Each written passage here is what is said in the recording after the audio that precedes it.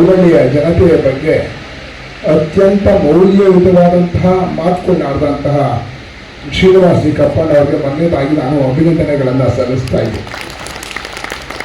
ಆದ್ಮೇಲೆ ಎರಡನೇದಾಗಿ ನಾನು ಬೆಳಗ್ಗೆ ಯೋಚನೆ ಮಾಡ್ತಿದ್ದೆ, ಈ ಕಾರ್ಯಕ್ರಮಕ್ಕೆ ಹೋಗೋದು ಬೇಡವೋ ಅಂತ.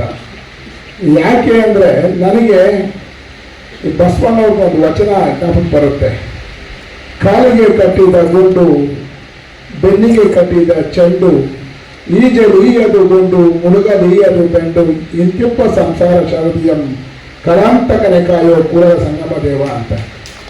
ಏನಂದ್ರೆ ಮದ್ದೂರಲ್ಲಿ ಗಲಾಟೆ, ಮಳವಳ್ಳಿನಲ್ಲಿ ಸುಂದರಮ್ಮನ ಪ್ರೋಗ್ರಾಮ್ನ ಆಕರ್ಷಣೆ, ಅಲ್ಲಿ ಮದ್ದೂರಲ್ಲಿ ಹೋದು ವಧೆ ತಿನ್ನೋದು ಅಥವಾ ಮಳವಳ್ಳಿಗೆ ಬಂದು ಸನ್ಮಾನ ಮಾಡಿಸ್ಕೊಳ್ಳೋದು ಅಂತ ಗೊಂದಲದಲ್ಲಿ ನಾನು ಒದ್ದಾಡ್ತಿದ್ದೆ.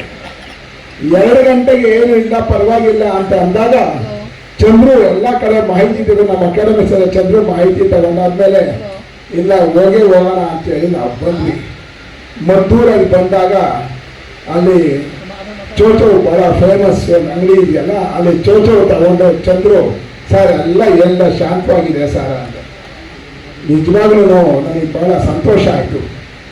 ಯಾಕಂದರೆ ಈ ನಾಟಕ, ಸಂಗೀತ, ನೃತ್ಯ ಇವೆಲ್ಲ ಇರೋದನ್ನೇ ನಮ್ಮನ್ನು ಸಮಾಧಾನವಾಗಿಡೋಕ್ಕೋಸ್ಕರ, ನಮ್ಮ ಮನಸ್ಸನ್ನು ಶಾಂತಿಯಿಂದ ಇಡಬೇಕು ಅಂದರೆ, ನಾವು ಆರೋಗ್ಯವಂತರಾಗಿರಬೇಕು ಅಂದರೆ ಇಂತಹ ಕಾರ್ಯಕ್ರಮಗಳು ಅತ್ಯಂತ ಮುಖ್ಯ. ಅಲ್ಲಿ ಅಷ್ಟೆಲ್ಲ ನನ್ನ ಗಲಭೆ ಆಗಿದ್ರು ಕೂಡ ಇಷ್ಟೊಂದು ಜನ ನೀವು ನಮಗೂ ಅದಕ್ಕೂ ಸಂಬಂಧ ಇಲ್ಲ ಅಂತ ಹೇಳಿ ಬಂದಿದ್ದೀರಲ್ಲ, ನಿಮಗೆ ಆನಂದ.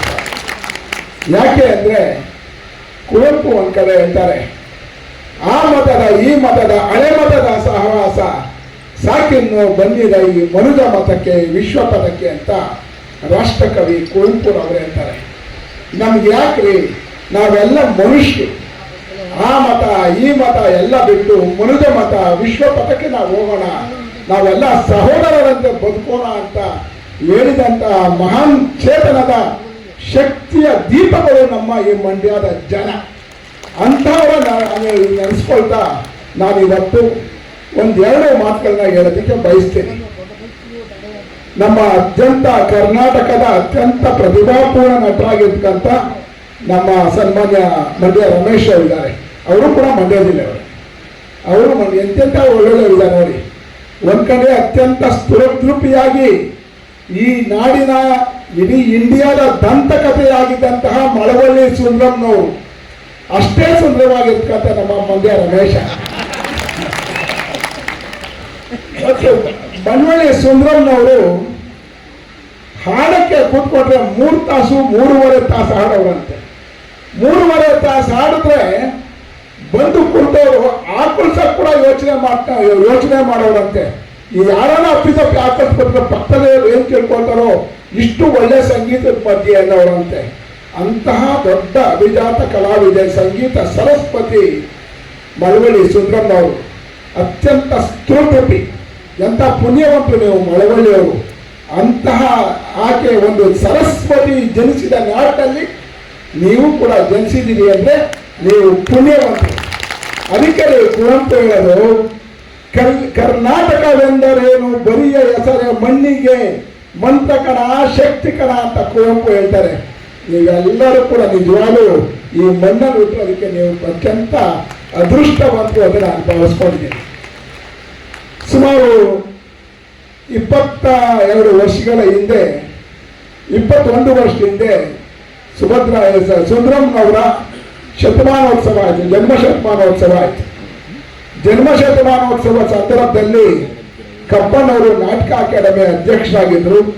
ಆ ಸಂದರ್ಭದಲ್ಲಿ ಮಳವಳ್ಳಿ ಸುಂದರಂನವ್ರನ್ನ ಕುರಿತಂತೆ ಈ ಕೃತಿಯನ್ನು ಹೊರತಂದರು.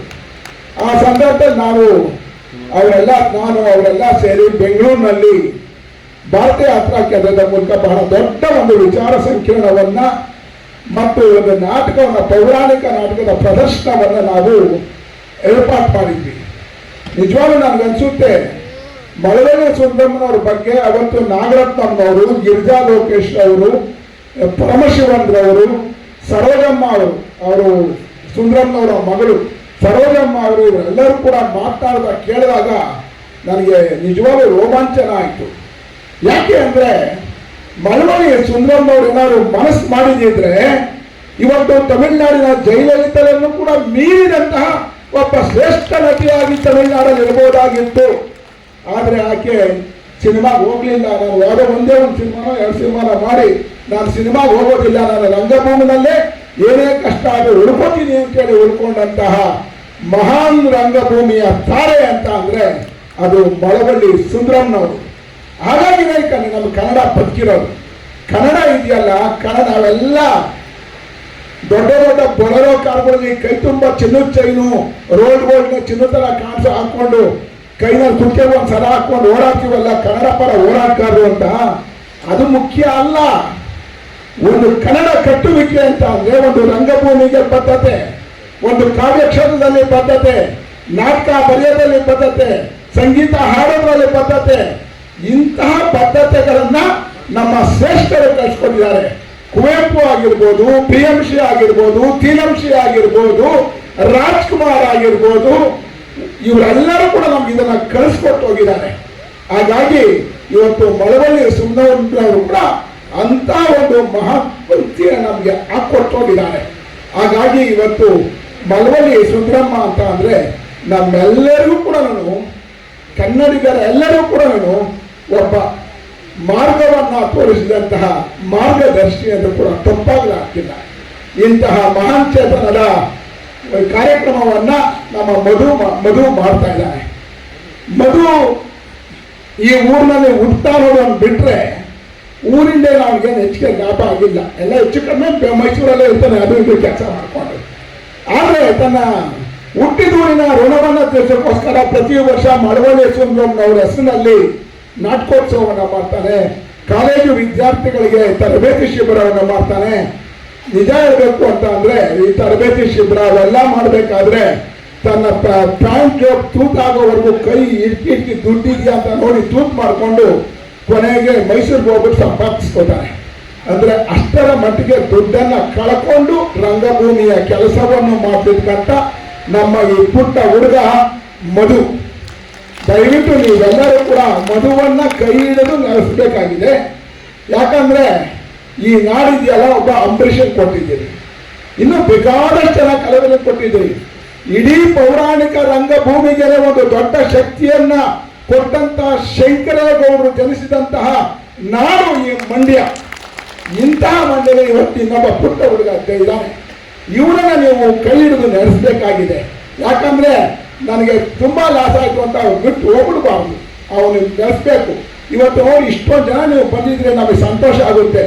ಬೆಂಗಳೂರಿನಲ್ಲಿ ಇಷ್ಟು ಜನ ಸೇರಿಸ್ಬೇಕು ಅಂದ್ರೆ ಅವ್ರು 20 ಸತಿ ಪಲ್ಟಿ ಹೊಡಿಬೇಕು, ಆದ್ರೆ ಇಷ್ಟು ಜನ ಸೇರಿಸಿಲ್ಲ. ಹಾಗಾಗಿ ನಾನು ನಿಮ್ಮಲ್ಲಿ ವಿನಂತಿ ಮಾಡ್ಕೊಳ್ಳೋದು ಇಷ್ಟನೇ, ಕನ್ನಡದ ರಂಗಭೂಮಿಯ ಕೆಲಸಗಳ, ಯಾಕಂದ್ರೆ ಕನ್ನಡ ರಂಗಭೂಮಿಗೆ ಮಂಡ್ಯ ಜಿಲ್ಲೆ ಬಹಳಷ್ಟು ದೊಡ್ಡ ದೊಡ್ಡ ಕೊಡುಗೆಗಳನ್ನು ಕೊಟ್ಟಿದೆ. ಹಾಗಾಗಿ ನೀವು ಮತ್ತೆ ಈ ರಂಗಭೂಮಿಯ ವೈಭವಕ್ಕೆ ನೀವು ಕಾರಣರಾಗಿರಿ ಅಂತ ಹೇಳ್ತಾ, ಇವತ್ತು ಈ ಮಳವಳ್ಳಿ ಸುಂದರಮ್ಮನವರ ಬಗ್ಗೆ ನಾಟಕ ಅಕಾಡೆಮಿ ಪ್ರಕಟ ಮಾಡಿದೆ, ಕಪ್ಪನೂರಿಂದ ಪ್ರಕಟ ಮಾಡಿದ್ದು.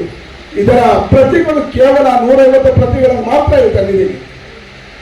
ಅದನ್ನ ಇವತ್ತಿನ ಈ ಉತ್ಸವ ಸಮಿತಿ ಕೊಡ್ತಾ ಇದ್ದೀವಿ. ಇದರ ಬೆಲೆ 50 ರೂಪಾಯಿ. ಈ ಉತ್ಸವದ ನೆನಪಿಗೋಸ್ಕರ ನಾವು ಡಿಸ್ಕೌಂಟ್ ಮಾಡೋದಿಲ್ಲ, ಡಬಲ್ ಮಾಡ್ತಾ ಇದ್ದೀವಿ. ಒಂದು ಕೃತಿ ಬೆಲೆ 100 ರೂಪಾಯಿ ಕೊಡಿ. ಇದರ ಮೇಲೆ 50 ರೂಪಾಯಿ ಪ್ರಿಂಟ್ ಆಗಿದೆ. 100 ರೂಪಾಯಿ ಕೊಡಿ. ಮದುವೆಗೆ ನೀವೆಲ್ಲ ಕೊಟ್ಟ ದೊಡ್ಡ ಪ್ರೋತ್ಸಾಹ ಆಗುತ್ತೆ. ಓದಬೇಕಾದ್ರೆ ನಿಮ್ಮ ಮನೆಯಲ್ಲಿ ನಿಮ್ಮ ಮನೆ ಮಕ್ಕಳು ಮುಂದಿನ ತಲೆಮಾರಿಗೆ ನಮ್ಮೂರಲ್ಲಿ ಇಂಥ ಒಬ್ಬಳಿದ್ಲು ಮಳವಳ್ಳಿ ಸುಂದರಮ್ಮ, ನಮ್ಮೆಲ್ಲರ ಮಾನವನ್ನು ಕಾಪಾಡಿದ ಮಹಾನ್ ಕಲಾವಿದೆ, ಎಲ್ಲರೂ ಗೊತ್ತಾಗ್ಲಿ ಅಂತೇಳಿ ಈ ಒಂದು ವಾರ ಈ ಪುಸ್ತಕ ಇಲ್ಲೇ ಇರ್ತವೆ. 150 ಕಾಪಿ ಮಾತ್ರ ಇದೆ. ಅದನ್ನ ಕೊಂಡ್ಕೊಂಡು ಪ್ರೋತ್ಸಾಹಿಸಿ ಅಂತ ಹೇಳ್ತಾ, ಈ ಕಾರ್ಯಕ್ರಮದಲ್ಲಿ ಇಷ್ಟೆಲ್ಲ ನೀವು ಬಂದಿದ್ದೀರಿ.